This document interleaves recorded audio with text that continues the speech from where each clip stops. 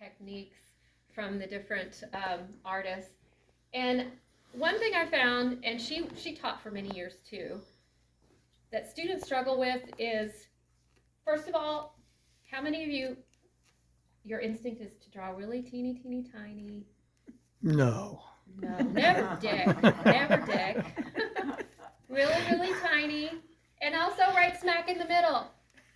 Is that usually the best compositional strategy? I did mine, but I did it over in the corner. I think it's instinctive to center things, but think about it. If you have the head, look at those examples too that we looked at. Is the head right smack in the middle? Notice how, especially a 3, and this is just almost profile, but not quite. Notice how there's conceptual space here. Okay, just imagine if the head had been here and her nose was like on the very edge of the paper. Not a good composition. So more likely than not, you'll have a 3/4 view, okay?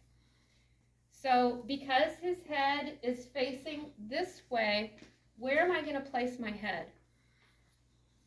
Closer to this edge, okay? I love Laura Ross Paul's, she has her students, it's kind of like feeling out the scale. See how I'm doing? I'm not making any marks, but I'm just kind of feeling out. We want to go life size or larger. Life size or larger, and just kind of feel it out. Think, which way is the head looking? We want to have more space going out this way. Okay? Does that make sense? So this really helps, kind of feeling it out. We talked about how big is the face? Does anyone remember? Like about the size of your hand. You could say, okay, I need to do the face. I'm going to go a little bit bigger than that, I think. I love the size of his hand. the size. Is your hand bigger than mine? Ooh, look how much bigger. Even with my nails, which keep growing. Okay, so I love this white charcoal. This is awesome because it, now remember in the video, I might have to switch to the willow. You might not be able to see what I'm doing very well, but you want to start out lightly because one thing, it's nice to have a paper towel, but I have my eraser, so that might work. Now, one thing that you're going to see happen as you work with charcoal, see, this used to look like this. Yes. That doesn't mean you have to throw it away. It's still good once they get really hard and old, then I throw them away. But look, this one's still soft, so you can clean it off. See, if I just see how that pink is revealed. Uh-oh. It went through it. That's crazy. Oh, that's where the handle is. I'm like, what the heck? There's a hole in it. I thought it was time for a new one. You can also wash it with soap and water, but don't ever use it while it's wet. Don't use it while it's wet, okay? Just clean up. All right. So, I'm going to feel it out. Have you ever posed before? Okay. Once. I used to pose for my mom. I learned at an early age, so I'm pretty good at sitting still. It's hard work. Okay, look at him. He's like super still. So I'm just going to start with the basic, remember how we start out with our Loomis method? And I don't always do the Loomis method like precisely step by step, but I think there's some important things. Ooh, and you might make some false starts. I want the head maybe a little, I'm not even going to erase that. See? Notice how I'm using the side of my chalk. You see how I'm using the side of my chalk? And then I can, if I had a chamois, it would be awesome. If I decide to reposition this, then it's super easy. Look how I can just do that. It lifts out pretty easily. And it's okay if you leave a little ghost. Not that I'm totally unhappy with that. I kind of like that. I just wanted to, maybe I'll go a little bit bigger. Okay. So the thing with your sphere, I noticed some of you still having a little trouble getting your spheres to be symmetrical.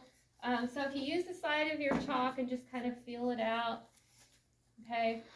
What's my next step?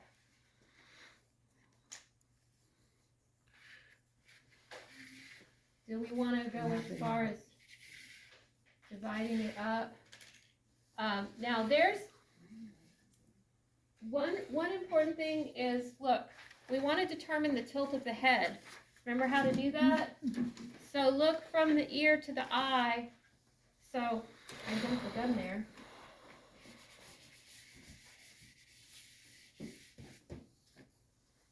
I'm gonna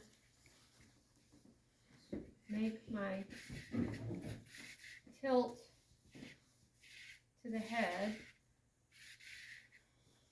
And then how do I determine the size of the ellipse? I divide 2/3. 1, 2, 3, 1, 2, 3, and it's going to attach to the back of the, and you want to make this kind of symmetrical, and then you can kind of redraw your quadrants, okay? So this is gonna,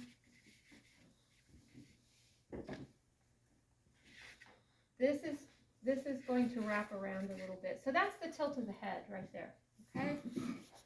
Remember the jaw? We're not making pumpkin heads. So the jaw comes down. Remember where it, and this was in the video because it's so funny. So many times, I don't know why, beginners don't want to attach. The jaw actually, feel this right here on your face. It attaches to the bottom of your ear. Okay, it's going to be just slightly, according to Proco, like maybe past that a little bit, and we're going to pull this down. And of course, this is going to be variable depending on everybody has, like some people have longer faces, some people have rounder faces. I might have to adjust this as I'm working, okay? So bottom of the nose, mouth, and I might play around with this as I go, but the Loomis is a really good starting point to get it to look more human. So this is ballpark where the placement is going to be, okay? We're building that structure of our house before we put the cladding on, okay?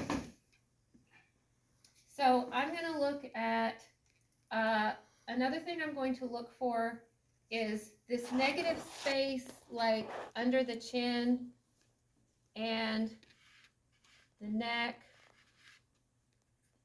Where does the back of the neck attach here? And he's kind of in a comfortable pose. I think we always think, oh, shoulders below the head. Well, in this case, I'm looking, so you're really going to have to key in to relationships of the different parts. One thing I'm noticing is his shoulder is actually, because he's kind of in a comfy pose, not sitting up too rigid like this, so his shoulder is actually right here. Well, actually right here. Your brain is going to be tricking you all along the way. Trust me. Mine still does it. I've been doing this for a long time. So I'm looking for this negative space right here, where the shoulder is, the neck. Maybe I should have put it a little more this way. Another thing that's really key. Oh, and this is, it'll show you in your handout on the profile. This is pretty close, this is definitely 3/4, but it's turned pretty far, almost towards the profile. Really key into where the nose is intersecting on the side of the face. Actually, from what I'm looking at now, his nose is actually protruding slightly beyond the side of his face. And also, notice how, like with males, he's got, like, you see this really strong brow bone right here? Do I have it? You don't, it's like not protruding out, okay? That's another thing, and people are variable. Ooh, Travis has a really strong I one. can put a pencil on. You've got a really strong brow bone. It's my Neanderthal. Yeah, so see that? I can see this little curve where that bone. So really, look for those anatomical features that we're learning about, and notice how the bridge of the nose, see the brow bone, there's a curve here. The nose kind of comes down here. I'm looking for shapes. I'm blocking in the nose, and sometimes I just kind of trail off, sorry. I don't expect you to get a likeness, but some of you, I've been amazed that you get somewhat of a likeness already, which is not what I'm expecting.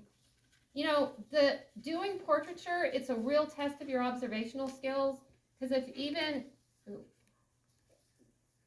this isn't, see, that's why I love this white chalk, because I can really play around with it a little bit more as I'm drawing.